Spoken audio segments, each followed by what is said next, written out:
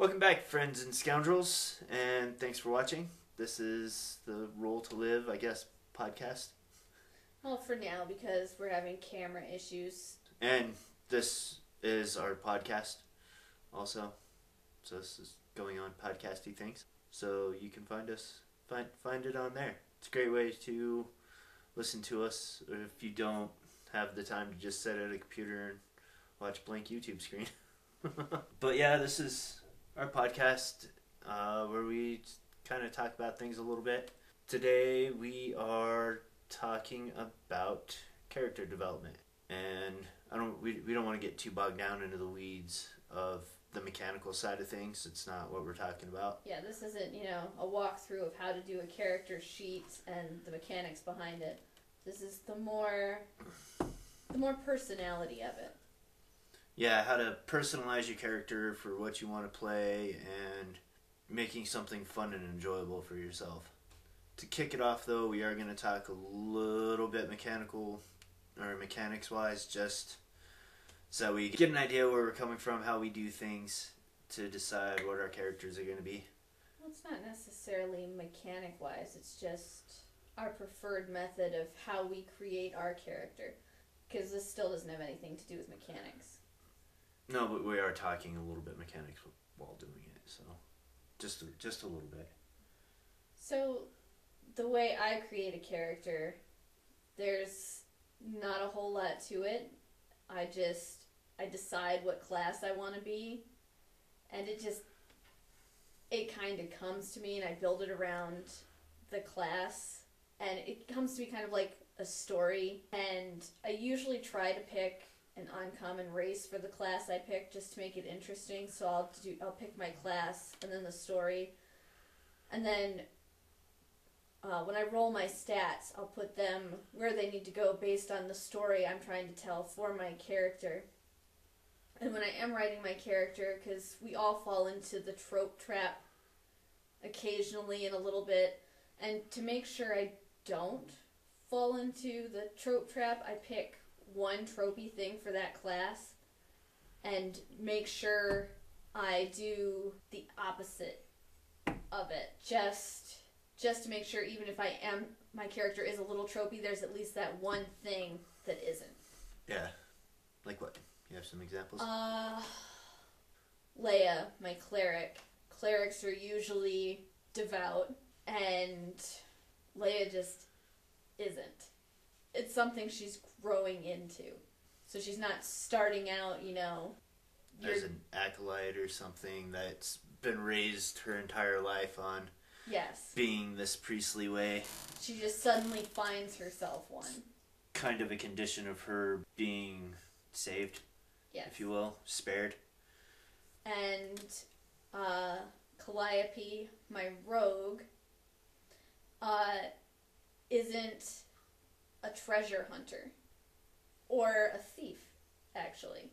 The only thing she wants from treasure is rings, because she collects them. But other than that, she doesn't have to open everything and trying to take everything. She isn't this hoarder of treasure, like tropey rogues are. And she's not your pickpocket thief raised on the streets either. She's a scout, which I actually, little off topic, I like that they added the scout archetype so that you have this not normal thief option. I think I said Calliope. Calliope's my bard. Calypso is my rogue. Calypso is the rogue. But I thought so. Calliope, my bard, doesn't have, witty comments and sing songs, and doesn't even carry an instrument. She draws inspirational doodles. Just one little thing to make sure she isn't, at least in that area, a trope. So that I have one unique characteristic. I always find one unique characteristic for my characters. Yeah. I build my character a couple of different ways. Only a couple of my characters have actually kind of gone through the traditional pattern.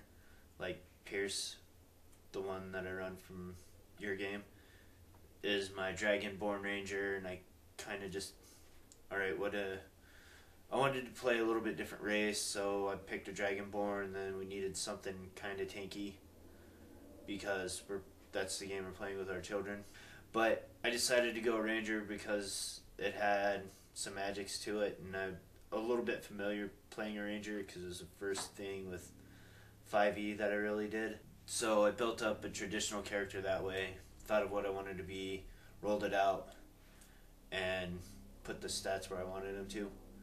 And then this recent one, because we've talked about, well, I just kind of decided that I wanted to be, at first, a Furbolg Ranger, and it was going to be connected to you, because we shifted around a whole bunch. We did. But then I changed it to a Goliath Ranger, and then from that I went into Sorcerer because somebody else is going to be a Ranger. So, again, I rolled up my stats and kind of used my other method a little bit. I shifted some of them around based on the racial traits. But the way I really like to make a character, and this goes for my pre-generated characters too, is I like to roll my stats out starting with strength, and I do them in order for the 6, and then I dig through the book and I see based off of either which stat is the highest or the second highest. I like to go second highest because it's building in that flaw a little bit. I will then pick my class off of that and then pick my race after that because that affects, well, I kind of pick them at the same time depending on how the stats line out based on what I want my racial traits to affect stat-wise. So if something's a little bit lower than I'd like, I'll pick a race that kind of gives that a bump. So you kind of don't know what you're playing until you have it. Yeah, speaking of flaws, I did forget that I always give my character a flaw. And that is important to my characters because I love playing characters with flaws. It makes it so much more fun and more interesting. Like with Leia, and Calliope has kind of a similar flaw. Yes, Leia's flaw is that she's got a lot of talk but nothing to back it up. And she's got this stubborn refusal to admit it. Well, and she's, part of that too is that she's a little bit dumb. She is. Well, I don't know about not dumb. She's very naive. She's not stupid. Yeah. She's naive because she's not worldly. So that is her flaw. Then from there, I look at the background, or I try to figure out, all right, what is this character and how did they get to this path? Why are they doing whatever it is that they're doing? So I'm much better about doing this with pre-gens, probably because I don't have any actual vested interest in them, even though there's a couple that I'd really like to play. I try to keep it to things that are unusual too, that don't fit into the typical bubbles, just because it does come out, try to make it a little bit more interesting. It's something that could be fun in role-playing situations or as a story element or whatever. So that's pretty much what I do. So now that you know kind of what we do for our characters, how we get into some of the weeds, we got some other ideas to kind of help, and this whole episode was kind of inspired from our session 0 last week for our Roll20 game that we're starting with Tomb of Annihilation that Matt's running. One of the other players is new to 5e. He's played other editions of Dungeons & Dragons and other role-playing games, but he's new to 5e, and he would pipe up every now and again trying to find, just trying to get some ideas. It reminded me of things that I think of when I'm building my characters. So here we are. So we thought of some questions that a person can ask themselves to try and help flesh out their character more. So when you're asking yourself, what stat should I put this in, or what background should I pick, or what skill should I have, these questions can help you. Because that was the real question that triggered it, was what skills should I take? And these are some questions that can help you figure that out. You could ask yourself, why is your character this class? What led them here? And some of that can tie into your background. And here's a little bit of the mechanics part.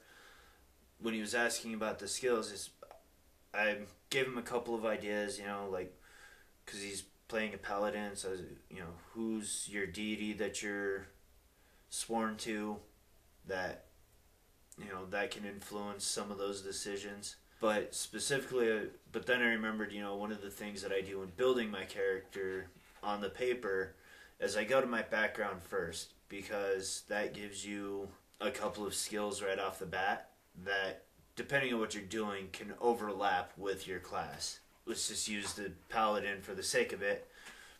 If you take the acolyte background, that gives you religion and history, I believe.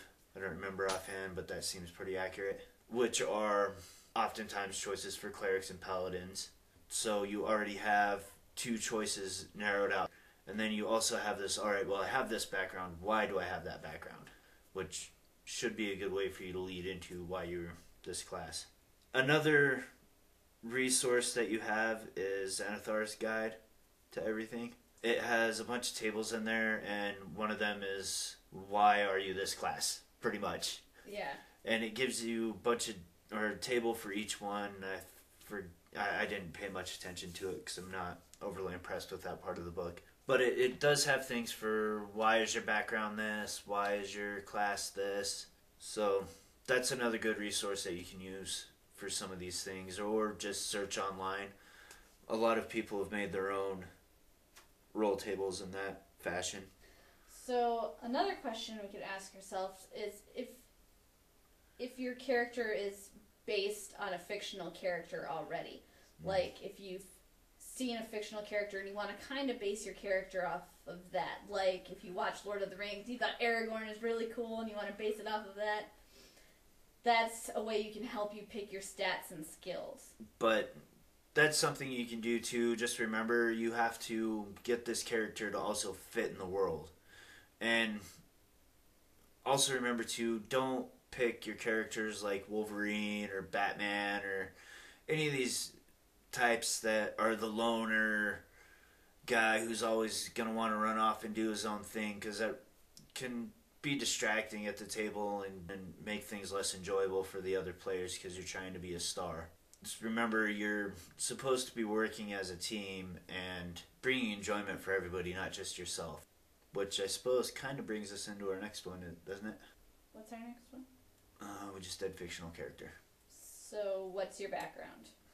What's your background? Okay, well, I guess that one's down the road a little ways. It was a good segue too. This is kind of muddled and jumbled around. Maybe we should have organized it better, but this is what you're getting. So your character background, we've kind of already hit on that quite a bit though. Yeah. Using that to build up, why are you an urchin? What's the story there? So another thing, and this kind of goes into what I was talking about, making sure that your character fits into the world and has a purpose for being there, which can make things easier for the GM and the party. And that's something that I'm facing in my campaign that I'm running with Leia and Frank, is that they're both conscripted into service.